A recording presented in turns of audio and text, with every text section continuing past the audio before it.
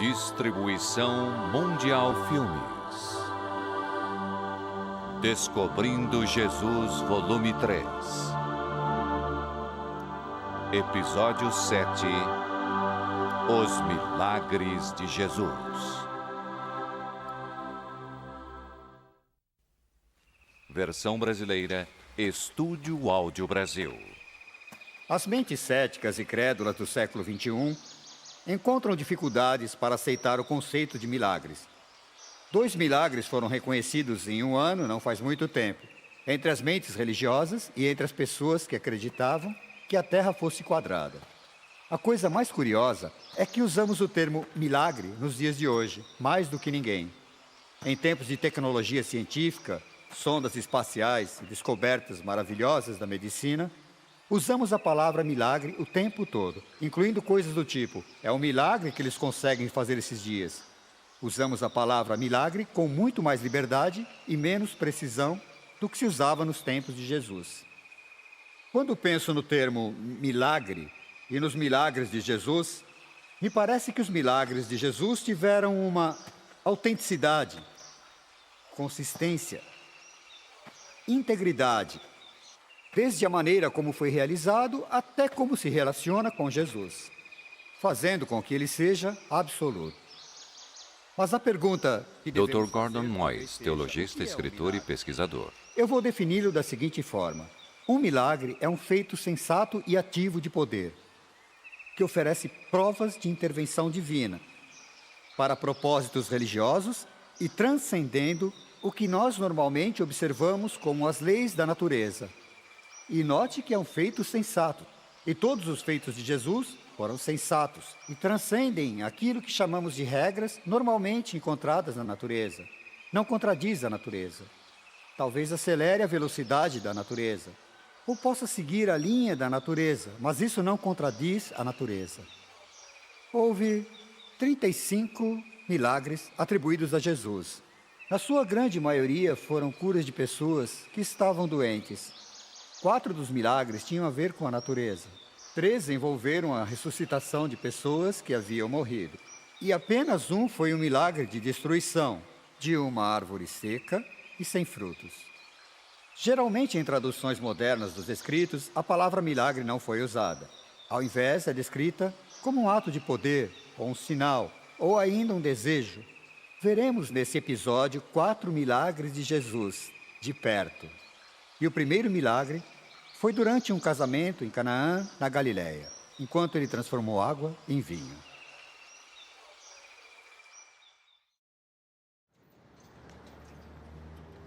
A festa de casamento é um momento de muita alegria e celebração. E aqui em Israel estamos visitando um kibbutz, onde uma bela festa de casamento está prestes a acontecer. Centenas de pessoas estão reunidas para esse animado acontecimento em um kibbutz israelense.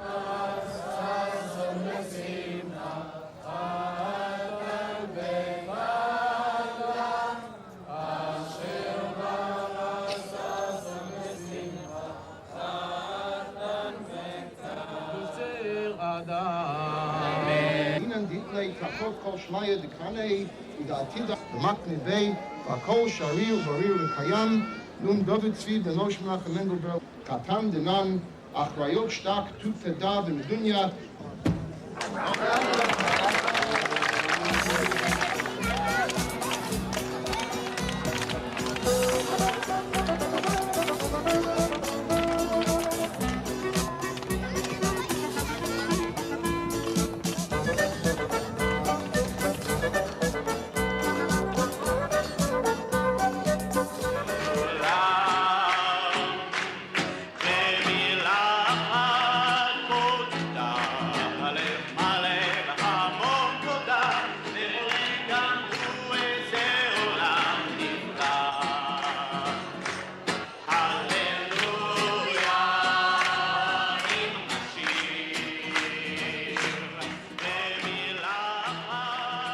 Como vocês podem ver, a refeição já está quase no fim na celebração desse kibbutz. Mas a festa deve continuar por muito tempo, com muita música e dança.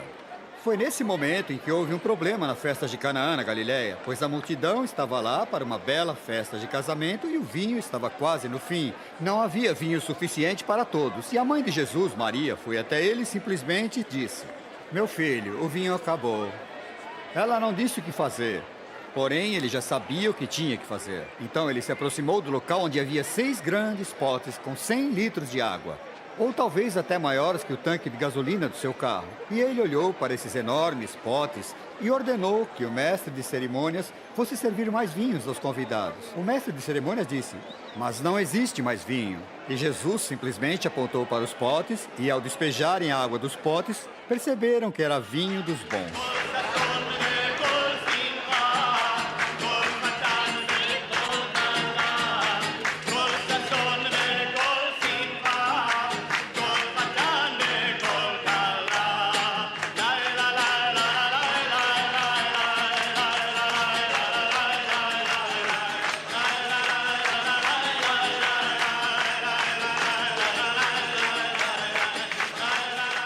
É importante dizer que as únicas pessoas que sabiam do que havia ocorrido com a água nos potes eram os discípulos e os criados que serviram o vinho.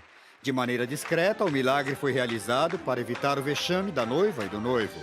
A Bíblia diz que esse primeiro milagre serviu para o benefício dos discípulos, pois ali eles estavam no começo do que seriam os próximos 3 anos compartilhando a sabedoria de Jesus.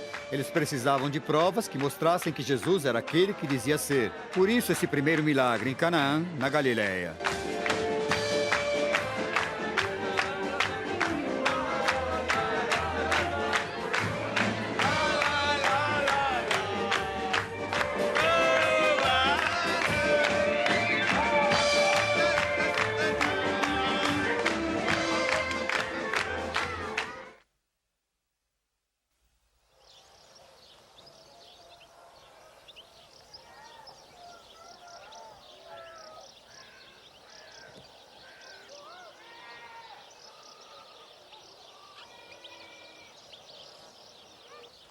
Um dos mais conhecidos milagres de Jesus ocorreu do outro lado do lago e teve a ver com a multiplicação de pães e peixes.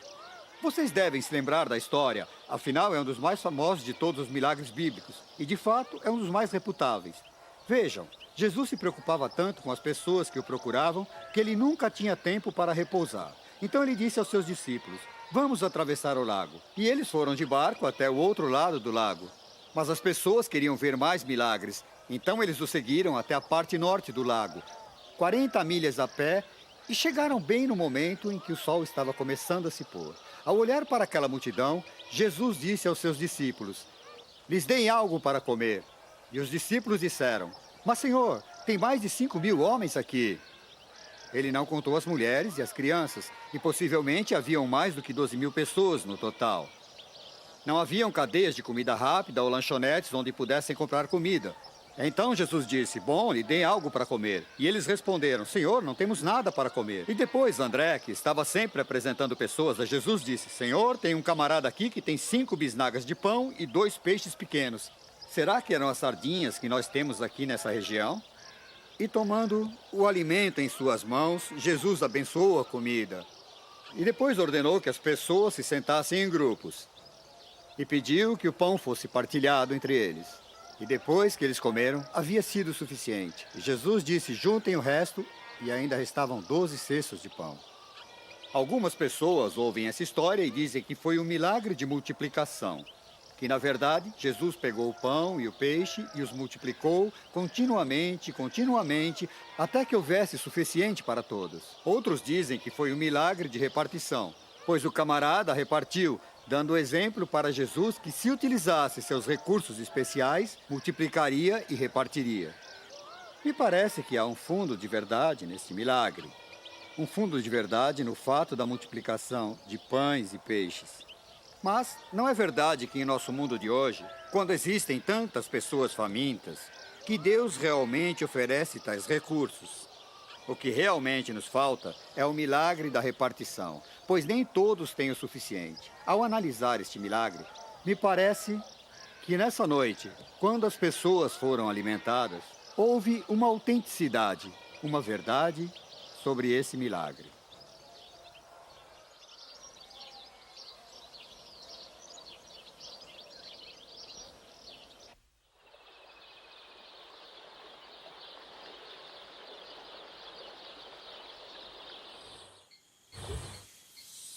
O terceiro milagre que vamos analisar aconteceu à noite no lago Galileu. Era comum ver barcos se preparando para a pescaria noturna no lago. Hoje, pequenas frotas saem das margens ao anoitecer e passam a noite pescando pequenos peixes, como a sardinha pequena. Embora os pescadores de hoje em dia se utilizam de métodos diferentes de pesca. Eles, assim como os discípulos, sabem dos perigos desta pequena faixa de água. O lago é cercado de montanhas e quando o vento vem do oeste, ele passa pelas montanhas açoitando a água e causando tempestades. Até mesmo hoje em dia, existem advertências para os desavisados sobre os repentinos ventos do oeste.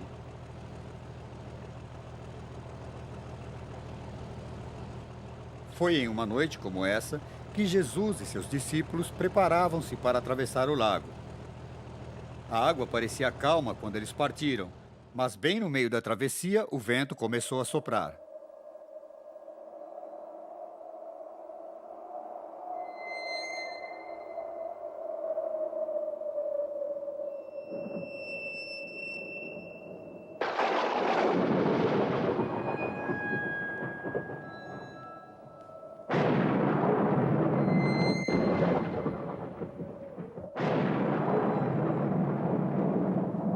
E o vento estava tão forte que a água começou a entrar pelo barco e os discípulos temeram por sua vida.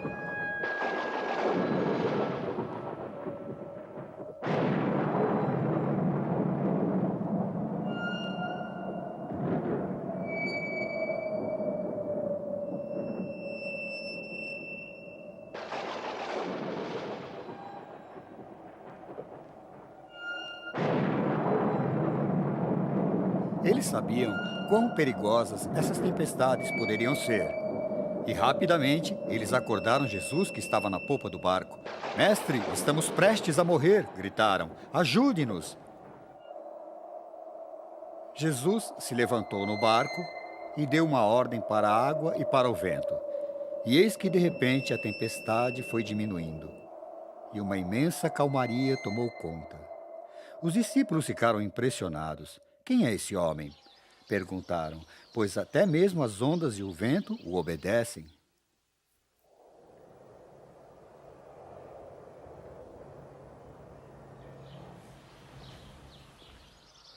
O último milagre de que vamos falar aconteceu bem aqui, na igreja de São Lázaro. A maior parte dessa igreja foi construída no século XII pelos cruzados, mas foi construída no local original, na sepultura escavada na pedra, onde Jesus devolveu a vida a Lázaro. Estamos em Betânia, o lar de Maria e Marta. Ele era capaz de entrar na tumba de pedras por esta porta, mas hoje está bloqueada. Nós entraremos na tumba de Lázaro através de outra entrada.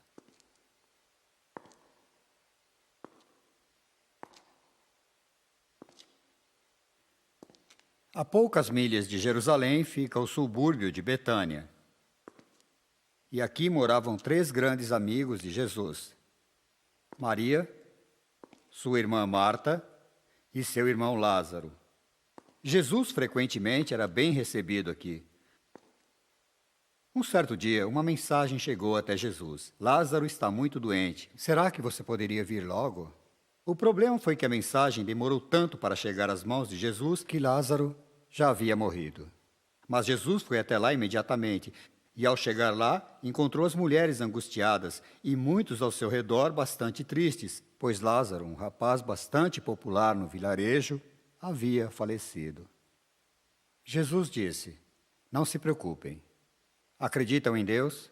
Acreditam em quem eu sou, o Filho de Deus?" E Marta disse a ele: "Eu acredito que você seja o Messias, o Filho de Deus." E Jesus disse: "Eu sou a ressurreição e a vida. Aquele que acredita em mim, apesar de ter morrido, viverá novamente." Acreditam nisso? "Acredito", disse Marta. E Jesus lhes disse: "Abram a tumba." E Marta, a mais prática delas, disse: "Mas, Senhor, ele já está enterrado há 4 dias. Vai haver um terrível mau cheiro." E Jesus, sabendo o que ele iria fazer, rezou a Deus e disse: "Pai, Deixe a sua glória tomar conta de mim agora. E ao andar em direção às tristes mulheres, podemos ler uma das mais belas frases dos Escritos. Jesus chorou. E sabendo o que ele iria fazer, rezaram a Deus.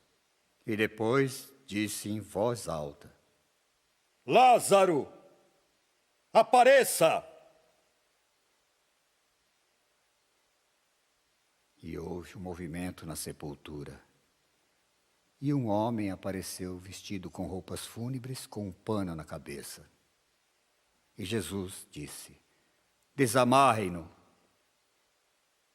E eu tenho a sensação, quando estou aqui na tumba de Lázaro, que se Jesus não tivesse dito o seu nome, todos os mortos poderiam ter revivido.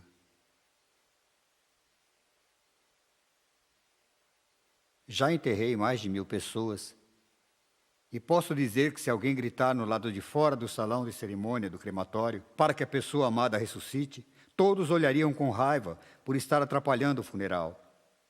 Mas isso não aconteceu aqui, pois eles sabiam quem era Jesus, e sabiam que ele tinha o poder de levantar as pessoas, até mesmo os mortos. Paulo disse: se o Espírito que ressuscitou Jesus cair sobre você, aquele mesmo Espírito que ressuscitou Jesus trará também a vida ao seu corpo mortal. Que Lázaro saiu dessa tumba, eu não duvido. Mas o mais importante é que eu sei que cada um de nós acredita e tem fé em Cristo. E nós também viveremos.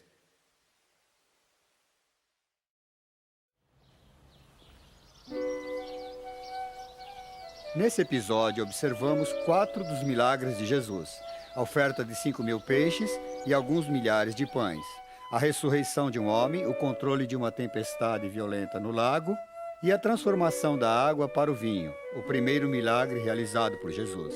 A questão levantada é: por que devemos acreditar nesse ou em qualquer outro milagre de Jesus?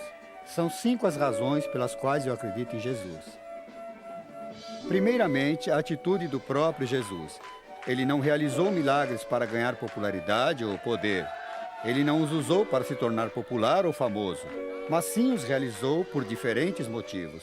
Com frequência, ele pediu que as pessoas não comentassem o que tinham visto. Jesus sabia que a quantidade de milagres não levaria as pessoas a entenderem quem ele realmente era ou por que ele tinha vindo. Em segundo lugar, Jesus realizou os milagres como um sinal do poder de Deus. Ele direcionou a atenção para Deus e não para ele mesmo. Em terceiro lugar, acredito em milagres porque eu acredito em Deus. E se acreditamos em Deus, não há motivos para não acreditar que Deus não tenha feito certas intervenções quando necessário. Em quarto lugar, acredito em milagres pelo número de pessoas que foram testemunhas deles. Na multiplicação dos pães, pelo menos 5.000 pessoas viram o que ele tinha feito. Os testemunhos mais fortes vieram de pessoas que acreditaram nos milagres vistos, mas que ainda rejeitavam a ideia de que Jesus era o Filho de Deus. Por último, acredito em milagres, pois eles são essenciais no cristianismo. Os grandes milagres não estão em curar os doentes ou ressuscitar os mortos, mas pela maneira como Deus veio viver entre nós na figura de seu Filho, Jesus Cristo. Seu nascimento, sua vida, sua morte e sua ressurreição são os grandes milagres, de todos comparáveis apenas ao milagre de que Deus pode fazer com nossas próprias vidas. O milagre do renascimento, do Espírito da salvação, uma parte do maior de todos os milagres. Jesus mesmo disse: as pessoas não vão acreditar mesmo que um homem seja ressuscitado. Para aceitar Jesus como mestre é aceitar que ele tinha poder sobre o mundo onde vivemos.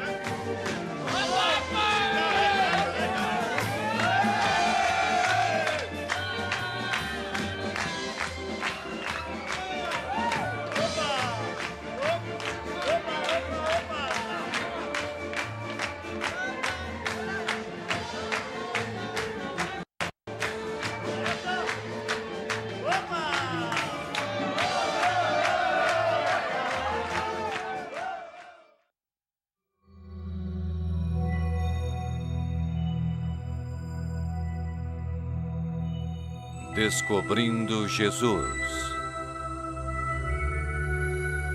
Episódio 8. O estilo de vida de Jesus.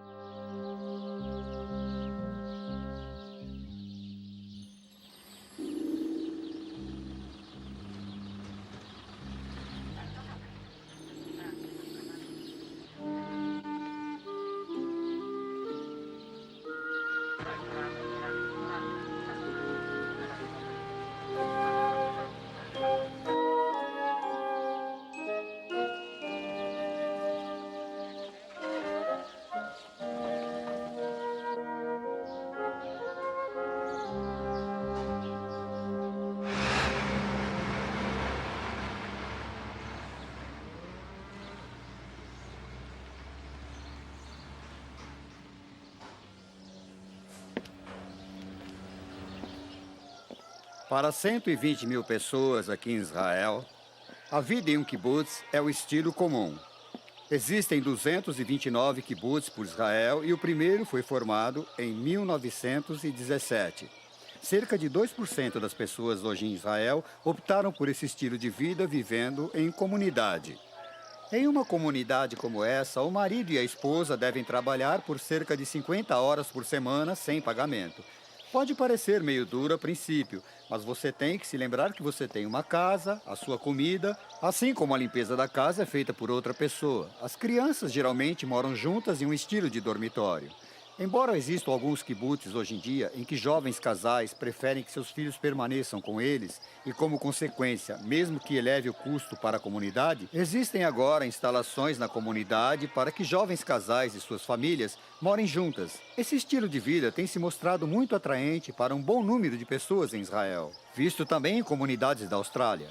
Na última pesquisa, era maior o número de pessoas optando por um estilo de vida alternativo e, pela primeira vez na história, estavam morando em comunidades na região norte e central do país. Então, vivendo juntos em comunidade, foram capazes de encontrar no novo estilo de vida exatamente aquele estilo que queriam viver. Quem são essas pessoas? Bem, em grande parte são aqueles que optaram por deixar a sociedade, outros são jovens desempregados, outros ainda são profissionais que querem uma completa mudança de estilo de vida. E ainda aqueles que estão fugindo da pressão e da correria da rotina normal de uma grande cidade. Mas existem ainda outros estilos de vida diferentes almejados por pessoas hoje em dia. Por exemplo, alguns foram buscar nas religiões orientais, acreditando que nas estradas para o leste irão encontrar a paz que tem no coração. Outros passam por longos períodos de introspecção, psicologia popular, esperando entender melhor a si próprios e o mundo onde vivem. Sabem, parece que é comum para as pessoas desejarem um estilo de vida alternativo. Jesus ofereceu um estilo de vida alternativo que muitas pessoas acreditaram ser viável e que outras pessoas acreditam ser bastante aceitável e que os integra entre si, na comunidade e com Deus. É para analisar esse estilo de vida alternativo de Jesus que nós agora voltaremos nossas atenções.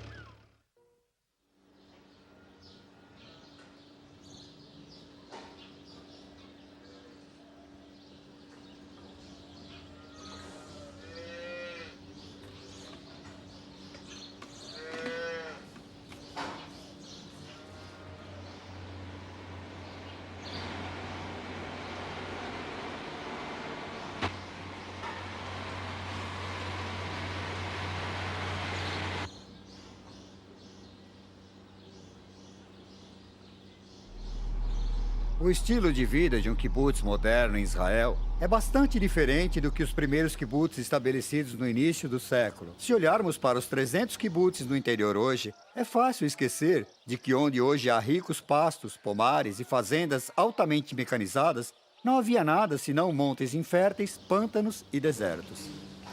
O estilo de vida no kibbutz tem funcionado bem em Israel. O conceito de partilhar posições e trabalhar em parceria sob um sistema voluntário de socialismo atrai muitas pessoas como uma alternativa para o nosso estilo de vida ocidental. Por quase 2000 anos, As pessoas têm visto outro estilo de vida alternativo nos ensinamentos de Jesus Cristo. Jesus teve uma vida muito simples. Ele não possuía nada além de suas vestimentas. Apesar de ter trabalhado como carpinteiro em quase toda a sua vida, ele não tinha os sinais de riqueza que os outros tinham. Jesus dizia que a vida era muito mais importante do que as coisas acumuladas durante ela. Jesus nos ensinou muito o que fazer com nossas posses. Ele indicou que não deveríamos deixar que nossas posses possuíssem a nós. Ele disse: não se deixe levar pelos tesouros da terra, coisas que o pó e o mofo podem consumir, mas se preocupem com os tesouros dos céus, que o pó e o mofo não podem alcançar. E as coisas não se quebram ou são roubadas. Jesus deixou bem claro que o que deveríamos fazer em vida era usar as nossas posses e não deixar que as nossas posses nos usassem. Ele ensinou que deveríamos amar as pessoas e usar as coisas ao invés de usar as pessoas e amar as coisas. Como essas palavras zombam de nós hoje, com toda a ênfase, trancafiar, travas, segurança, nosso lar, nosso escritório, nossa fábrica, nosso carro e com seguros cada vez mais caros.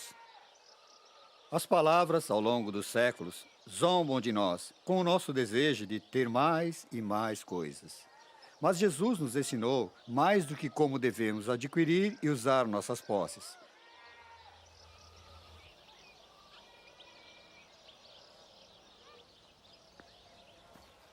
Jesus ensinou de forma positiva como deveríamos usar nossas posses, ao invés de deixar que nossas posses nos usassem. Porque isso está no cerne dos seus ensinamentos, que as coisas não devem nos possuir, e nós devemos possuir as coisas. Vejam, o problema com as posses é que a vida e o crescimento espiritual parece que tendem a sumir com o acúmulo de ganhos e de posses. Quão difícil é, disse ele, para um homem rico entrar no reino dos céus, enquanto que é mais fácil achar uma agulha no palheiro do que para um homem rico entrar no reino dos céus. E somente alguns de nós, nesse século, que estão na batalha, trabalhando em 2 empregos, pagando financiamento da casa, do carro, do barco, pagando dívidas no banco, entendem quanto verdadeiras são essas palavras, pois para conseguir tais coisas, precisa-se estabelecer prioridades sobre o crescimento espiritual. Certa vez, um jovem e rico rapaz foi até Jesus e disse: eu o seguirei onde quer que você vá. E Jesus disse a ele: antes de mais nada, venda tudo o que tem, dê aos pobres e venha me seguir. O jovem rapaz não conseguiu, pois ele tinha muitas posses. A conclusão dessa história é que Jesus nunca pediu a ninguém mais para fazer isso. Vejam, embora fosse verdade que ele tivesse posses, era mais verdade que as posses o possuíam. Há um magnetismo sobre coisas que se acumulam sobre nós e queremos mais e mais. Nosso apetite nunca parece estar completamente satisfeito. Mas Jesus nos ensinou muito, muito além disso. Era importante crescer espiritualmente em nossa vida e estar livre do magnetismo de querer ganhar e ganhar. É por isso que em seu incomparável Sermão da Montanha, Jesus nos deu tantos ensinamentos claros sobre como não devemos deixar que as coisas nos possuam. Pois a vida não é tão somente abundância de posses. Ao invés, ele apenas disse: felizes de vocês, que são pobres de espírito, pois vocês sim entrarão no reino dos céus. Felizes dos humildes, pois vocês terão as promessas de Deus. E felizes de vocês que obedecem à palavra de Deus, pois assim estarão satisfeitos. Uma vida que será clara, sem barreiras e transparente. Essas são as marcas de uma pessoa que usou bem as suas posses.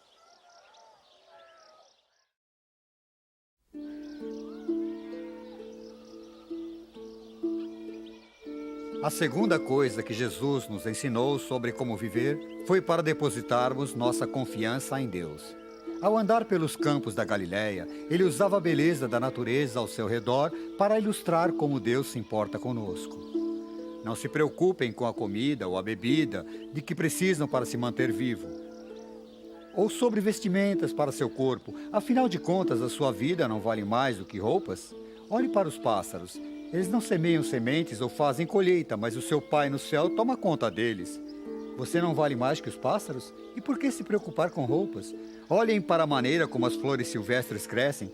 Elas não trabalham ou fazem roupas para elas, mas eu lhes digo que nem o rei Salomão, com toda a sua riqueza, tinha roupas tão bonitas quanto uma dessas flores. É Deus que cuida do mato. Será que ele não necessitaria mais de roupas do que vocês?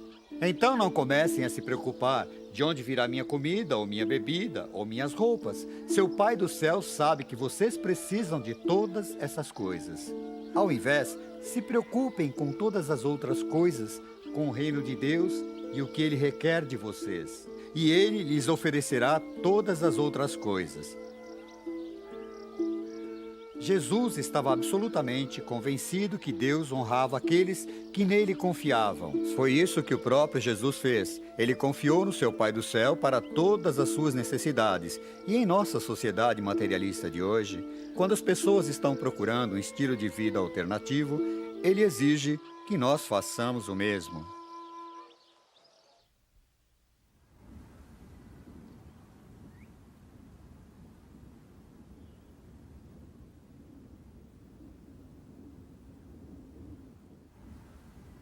Nessas mesmas montanhas improdutivas e pouco hospitaleiras para onde Abraão e Ló trouxeram seus camelos e burros, Jesus, certa vez, contou uma história que ficou imortalizada entre todas as outras. A história do bom samaritano. Ele a utilizou para enfatizar uma parte importante dos seus ensinamentos. Ele disse: um mercador, certa vez, estava descendo de Jerusalém para Jericó. Descendo é a palavra, pois Jerusalém fica a 2.400 pés acima do nível do mar, e Jericó a 1.200 pés abaixo do nível do mar. E enquanto descia pela estrada, ele se viu rodeado de ladrões que o espancaram, tiraram sua roupa e levaram tudo que ele tinha. E eu digo que ao estar passando por esta região hoje, eu não me surpreenderia se esse fosse o seu destino final. E por acaso ele foi visto por pessoas que passavam e o viram deitado no chão da estrada. Um padre se aproximou e olhou para o homem e, pelo fato de ter cerimônia para realizar, continuou andando. Depois, um advogado, correndo para resolver negócios, olhou para o homem e seguiu seu caminho. Mas um estrangeiro desdenhado, um samaritano, veio, parou e estancou as feridas do homem. Banhou-o no óleo curativo e o pôs em um burro, e o levou para uma hospedaria no vilarejo mais próximo. Chegando lá, ele disse para o funcionário: cuide desse homem, e se te custar mais, quando voltar eu o pagarei. Então disse Jesus: qual desses três era o vizinho desse homem em apuros?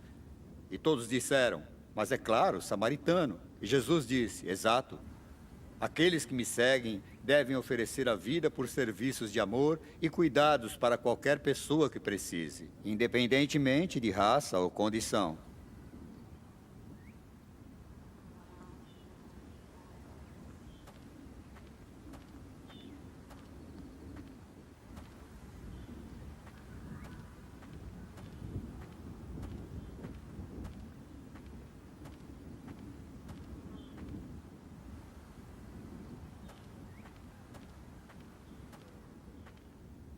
Nosso mundo poderia ser comparado aos ladrões na estrada de Jericó. Egoísmo, avareza, desejo de tomar as posses dos outros, violência, agressão, preconceito contra pessoas de outras raças e nações. Essas são todas as marcas na história que Jesus nos contou e que ele atacou tão tremendamente nesta dramática história. Quando começo a pensar, percebo que Jesus está nos dando, em seu estilo alternativo de vida, um novo modo de vida, onde as marcas de cuidado, amor, aceitação do próximo, ajuda para os necessitados, cuidar daqueles que estão feridos. Todas essas marcas são as marcas do estilo de vida alternativo de Jesus. Jesus não usou apenas parábolas para ilustrar seu estilo de vida alternativo. Sempre que ele se encontrava com pessoas, ele usava como exemplos o significado do amor real.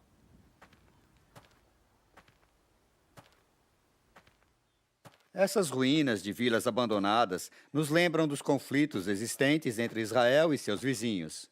E nos tempos de Jesus, em um dia quente como esse, enquanto caminhava sozinho, Ele sentiu a necessidade de tomar um copo de água fresca e parou no poço da vila e falou com uma mulher. O fato de ter pedido a uma mulher uma bebida não parece tão importante, mas o que importa foi o momento em que ele pediu a bebida. Vejam, nenhuma mulher decente sairia de casa a essa hora, diante do calor, para pegar água. Mas era uma prostituta. Era a prostituta local da cidade e não iria chegar perto do poço de manhã cedo ou à tardinha, quando todas as outras mulheres estariam lá. Ela queria evitar as mulheres, então ela veio até aqui no calor do dia. E Jesus, sentado ao lado do poço, disse a ela: "Você poderia me dar um pouco de água?" 3 coisas. Primeira, ela era samaritana e os judeus odiavam os samaritanos e eles normalmente não se falavam. Segunda, ela era uma mulher imoral e ninguém esperaria que Jesus fosse falar com uma mulher como ela. E por último, ela era uma mulher que em toda a sua vida estará do lado errado. Mas mesmo assim, Jesus a aceitou e falou com ela como uma pessoa decente e digna. É bastante interessante. Ela vinha com uma grande jarra de água, como essa, cheia com água fria do poço, quando Jesus disse: "Se você soubesse quem está te pedindo para me dar um pouco de água, você pediria a ele e ele te daria a água viva." E ela disse, com toda razão: "Como assim? Se eu tivesse água viva, não teria que sair de casa nesse calor para pegar mais água." E Jesus disse: "Vou te contar. Se você souber quem eu sou e acreditar naquele que me enviou, você encontrará água viva como uma nascente de vida eterna dentro de você. E será como um poço e terá vida abundante." E ela disse: "Vejo que você é um profeta." E começou a fazer perguntas religiosas. E Jesus foi direto ao ponto do problema real na vida das pessoas. E ele disse: "Vá chamar seu marido e peça-o para vir até aqui." "Marido?" disse ela. "Não tenho marido?" "Tem razão", disse Jesus. "Você disse que não tem marido, mas já teve 5 maridos, e o homem com quem você mora agora é seu marido." E a mulher falou: "Eu vejo que você é realmente um profeta." Jesus continuou a conversa por mais um pouco. Depois ela correu para o centro do vilarejo e gritou para todos: "Venham, saiam de suas casas, venham logo até o poço. Tem uma pessoa aqui que me contou tudo o que já fiz em toda a minha vida." E uma multidão de pessoas se juntou ao redor dele e ele começou a ensinar. Eu vejo 2 pontos provenientes disso. Primeiro, se Jesus se importava com os excluídos, os renegados, os imorais, com aqueles que ninguém mais queria perder tempo dando atenção. E como parte do estilo de vida alternativo, Jesus quer que nós olhemos para outras pessoas, principalmente para os renegados, excluídos e imorais. E o segundo ponto é que aquela mulher, independentemente do seu passado, foi a primeira pessoa na Bíblia que correu para contar sobre Jesus Cristo a outras pessoas. Uma prostituta foi a primeira evangelista. E isso significa que, não importa quem você é, se aceitar Cristo e a água viva, Ele pode renovar sua vida e te guiar por um novo caminho.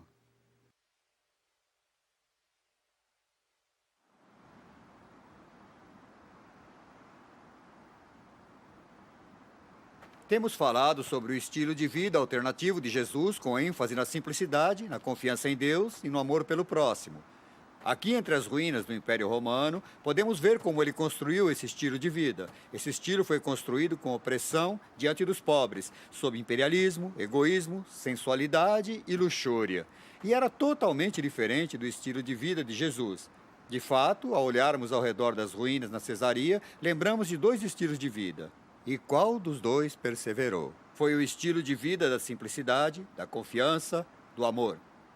Para nós, no mundo ocidental, é um lembrete oportuno da importância de considerarmos, mais uma vez, o estilo de vida alternativo de Jesus.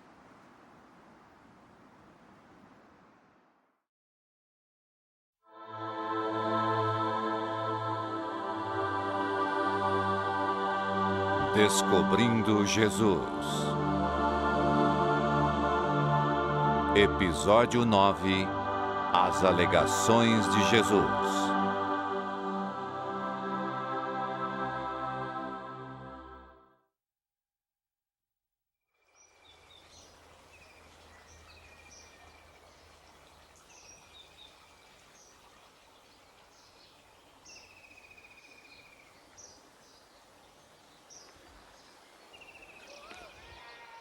A pessoa mais influente que jamais vivera nunca viajou mais do que 100 milhas do lugar onde nasceu. Jesus de Nazaré não viajou em toda a sua vida além da linda cidade de Cesaria. Como este, era um local para onde as pessoas iam se refrescar após meses quentes de sol israelense. Aqui em cima, a neve do Monte Hermon contribui para as águas que vão para o Rio Jordão. Bem ali, no alto da montanha, havia um templo romano dedicado a César. E foi também aqui, neste local, que nasceu o deus grego Pan. Então, bem no meio da história de Israel, com a ameaça de Roma e a mitologia grega, Jesus disse aos seus discípulos: "Quem vocês dizem que eu sou?"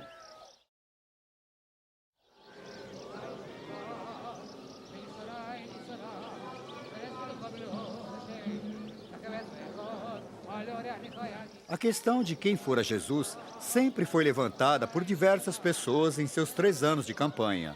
Nos séculos em que os judeus estudaram as doutrinas e os profetas e leram sobre as promessas do Messias, aquele que viria para libertá-los da servidão e trazer o reino de Deus para a terra. Os escritos e os religiosos conheciam bem esses textos. Todo garoto judeu deveria ser capaz de repetir toda a doutrina decorada ao concluir 12 anos. Até hoje, existem muitos judeus que dedicam sua vida para estudar a doutrina dos profetas. Os escritos acreditam que com a chegada do Messias, ele libertaria seu povo, mas eles imaginavam que seria com a força e o poder, quando, na verdade, Deus escolheu o amor e a fé. Apesar de possuírem esses textos há anos, a religião não enxergou que a profecia estava apontada para Jesus. Eles o rejeitaram como o Filho de Deus, como aquele que viria para redimir seu povo de seus pecados ao morrer na cruz. Eles acreditavam que o argumento de ter um relacionamento especial com Deus estava além da sua compreensão. Para eles, Jesus não passava de um religioso excêntrico que deveria ser eliminado. Era importante, então, que os discípulos entendessem que Jesus era quem dizia ser, que ele era a realização da profecia, que ele era o Filho de Deus. Após sua morte, eles teriam a responsabilidade de levar a mensagem e espalhá-la ao redor do mundo. Jesus sabia da perseguição que eles enfrentariam e queria ter a certeza de que a fé daqueles homens nele era forte. E foi por isso que Jesus os levou para este calmo e distante lugar e os perguntou: "Quem vocês dizem que eu sou?" Ao considerarmos os argumentos de Jesus, é importante observar o que outras pessoas disseram sobre ele. Ao olhar os escritos, eu concluí o que foi dito sobre Jesus. As pessoas, obviamente, percebiam que ele era mais do que um simples professor, mais do que um profeta e um grande homem. Um dos seus amigos mais íntimos, João, enfatizou isso por mais de 15 anos. E depois escreveu e usou uma frase sobre Jesus. E ele disse: "Jesus foi a palavra de Deus. No início era a palavra e a palavra estava com Deus. E a palavra era Deus." Ele alegava que Jesus era a mente de Deus, o poder de Deus e a sabedoria de Deus. Depois Paulo, que tinha sido treinado na Universidade de Tarsus e também na escola de fariseus de Jerusalém sob o comando do grande Camélio, chegou a uma outra conclusão, uma conclusão ainda mais profunda. Ele disse que Jesus era a luz visível do Deus invisível. Luz visível do Deus invisível. Ele disse: Jesus é a imagem do Deus invisível. E através dele, todas as coisas foram criadas e feitas.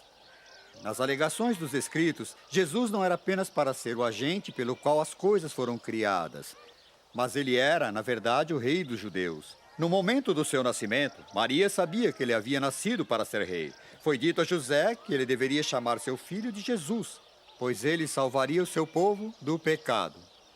Durante sua vida, as pessoas queriam torná-lo rei. Na Galiléia, ele recusou tal honra. Pilatos, perto da sua morte, perguntou-lhe: "Você é mesmo o rei dos judeus?" E Jesus respondeu: "Meu reino, na verdade, não faz parte deste mundo."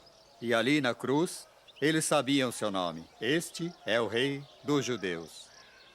Houve uma outra alegação na vida de Jesus, e essa foi a mais importante, que era ele, o Filho de Deus. No seu batismo, ouviu-se uma voz dizendo: "Esse é meu filho bem amado, de quem eu muito me agrado." Nas tentações, ele foi desafiado. Se você é mesmo filho de Deus? E bem na hora da sua morte, Jesus disse: Pai, em suas mãos eu lhe entrego o meu espírito. Jesus alegou ser ele o verdadeiro Filho de Deus. Mas às vezes as pessoas atribuem mais coisas sobre grandes homens do que a si próprios. E é por isso que é importante para nós dar agora uma olhada no que Jesus alegou sobre si mesmo.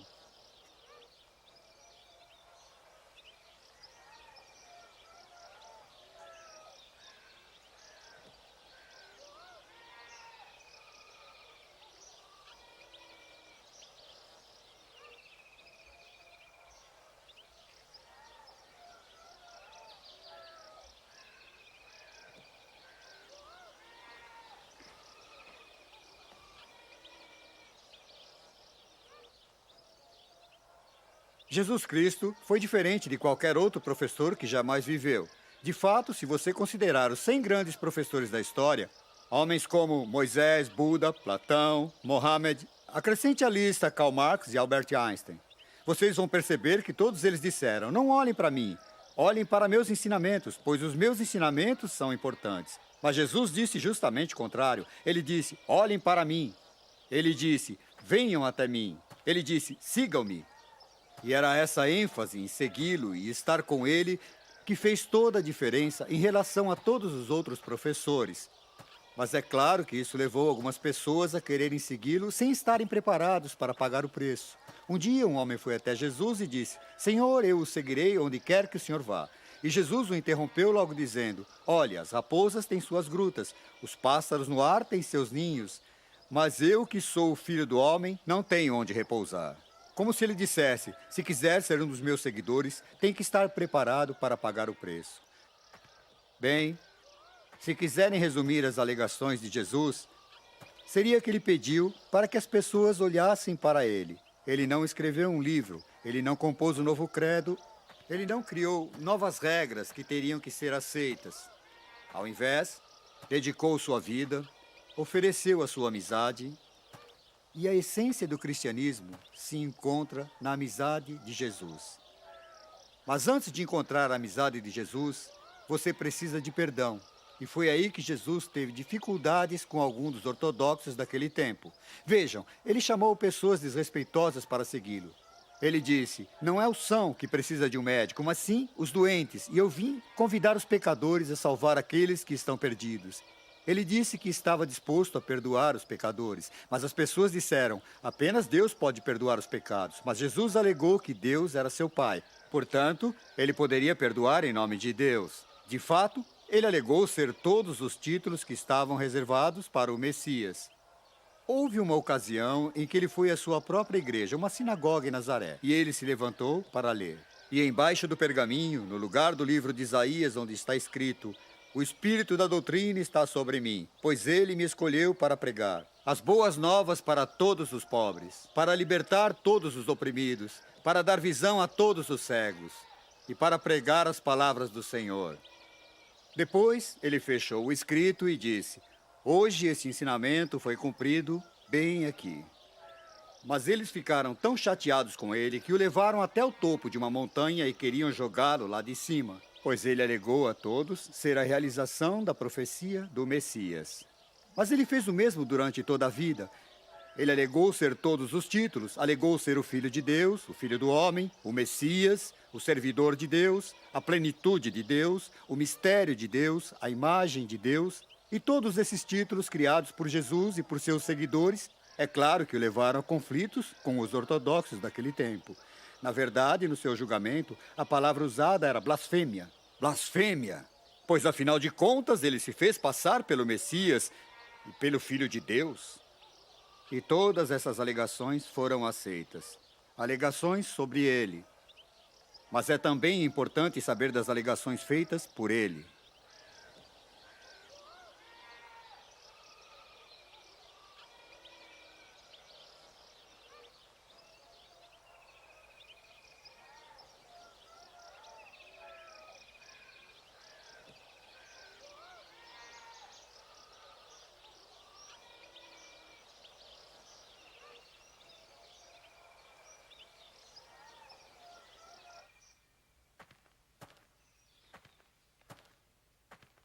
Esse convento de cruzadas do século XII está aqui por causa da alegação feita por Jesus de ser a luz do mundo e que seus discípulos deveriam levar essa luz pelo mundo. Sabem, ele fez declarações mais incríveis sobre ele mesmo. Ele disse, por exemplo, eu sou o pão da vida e aquele que comer desse pão viverá para sempre. Disse ainda, eu sou o caminho para a verdade da vida e ninguém chega até o Pai a não ser por mim. Ele disse, eu sou a vinha e vocês os galhos. Se vocês confiarem em mim, terão muitos frutos. Ele disse, eu sou o bom pastor e dou minha vida pelos meus carneiros. Ele disse, eu sou a luz do mundo e todos aqueles que confiarem em mim terão a luz da vida eterna. Mas que alegações audaciosas, que frases maravilhosas. Mas, muito provavelmente, nenhum outro professor jamais usou melhores palavras do que essas quando Jesus disse, todo aquele a mim dado por meu Pai serão por mim cuidados. Não vou me virar contra eles. Todos a mim enviados por meu Pai virão a mim. Farei a vontade de meu Pai que está no céu, e eu ressuscitarei qualquer pessoa que venha a mim para viver. Não acredito que tenha existido um outro professor que tenha feito tais alegações. Ou essas foram as palavras do maior megalomaníaco do mundo, ou então as palavras de quem ele disse ser, o Messias, o Filho de Deus.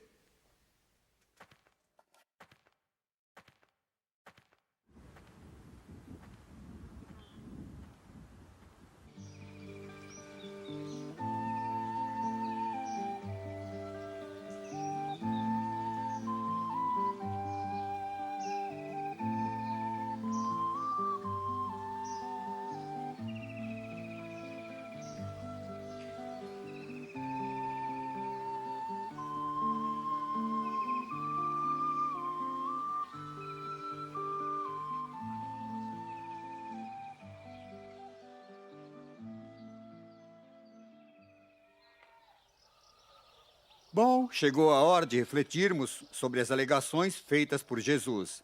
O Novo Testamento atribui 6 alegações a Jesus Cristo. Primeiro, disse que Jesus esteve com Deus desde o começo, no momento da criação do mundo.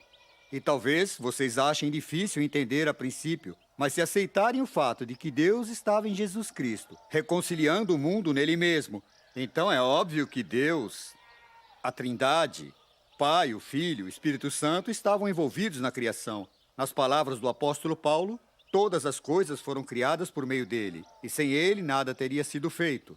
Em segundo lugar, o Novo Testamento declara que Jesus era a realização das profecias contidas no Velho Testamento. O Velho Testamento estava ansiando a chegada do Messias, e em Jesus Cristo, o Messias teria chegada. Ele nasceu para redimir e salvar o povo. E isso nos leva à terceira alegação do Novo Testamento, que ele era Deus em Jesus Cristo, de uma forma que Deus jamais teria sido em outra pessoa, e que ele teria vindo para nos redimir e nos salvar dos nossos pecados. Deus amava tanto o mundo que ele deu o seu próprio Filho, para que aqueles que acreditassem nele não precisassem padecer, mas sim ter uma vida eterna. Como disse João, houve um quarto argumento. O Novo Testamento diz que Jesus ressuscitou dos mortos e, ao fazê-lo, Deus não deu a vida apenas a ele, mas junto com ele, nós também, pela fé, temos o potencial à vida eterna também. E ao ressuscitar de Jesus, nós também podemos viver.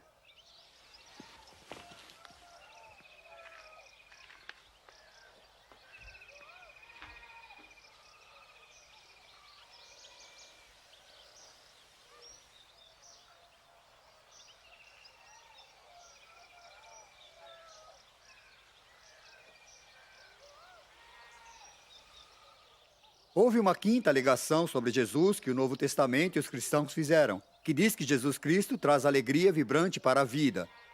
Ele disse que estava vindo e que teríamos vida e toda a abundância.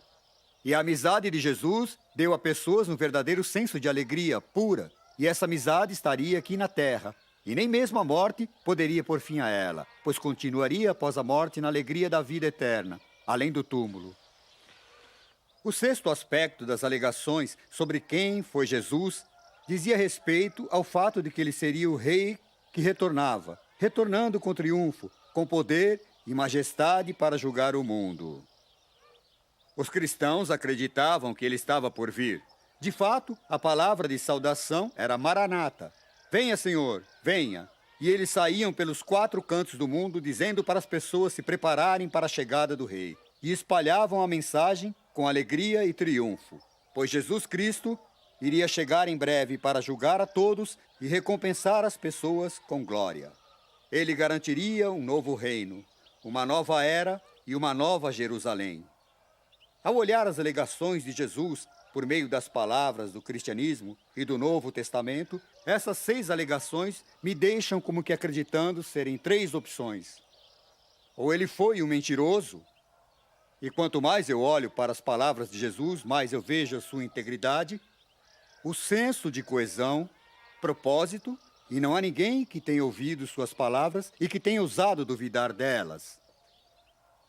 Ou ele fora um lunático, um megalomaníaco, com tanta propriedade e intensidade que ele fora mais louco do que todas as outras pessoas que já viveram.